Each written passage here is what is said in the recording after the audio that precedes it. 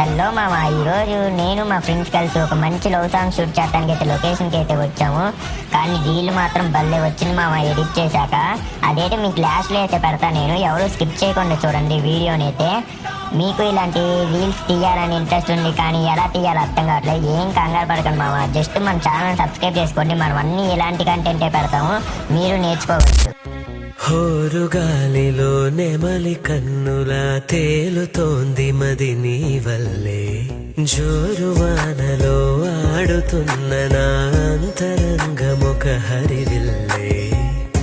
పసిడి పరువాల పసి పాప మరువదే నిన్ను కను పాప, జన్మకే జ్ఞాపకంగా చూసా